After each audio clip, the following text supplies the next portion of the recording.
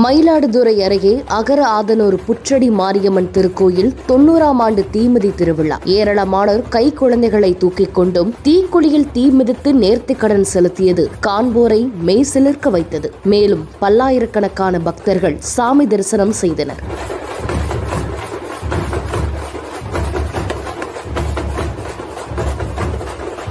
மயிலாடுதுறை மாவட்டம் தரங்கம்பாடி தாலுகா அகர ஆதனூர் கிராமத்தில் உள்ள புற்றடி மாரியம்மன் கோயிலின் 90ஆம் ஆண்டு தீமிதி திருவிழா இன்று வெகு விமர்சையாக நடைபெற்றது. விழாவை முன்னிட்டு கடந்த 1ஆம் தேதி பூச்சொரிதலுடன் காப்பு கட்டி விழா தொடங்கியது. தினந்தோறும் அம்மனுக்கு அபிஷேக ஆராதனைகள் நடைபெற்று சிறப்பு அலங்காரத்தில் வீதியுலா காட்சியும் நடைபெற்றது. 15ஆம் நாள் திருவிழாவான இன்று நடைபெறும் தீமிதி திருவிழாவை முன்னிட்டு பெரிய குளக்கரையில் இருந்து மேளவாத்தியங்கள் முழங்க சக்தி கரகம் சிறப்பு பூஜைகளுடன் புறப்பட்டு காப்பு கட்டி மஞ்சள் உடை உடுத்தி விரதமிருந்த பக்தர்கள் ஊர்வலமாக கோவிலை வந்தடைந்தனர்.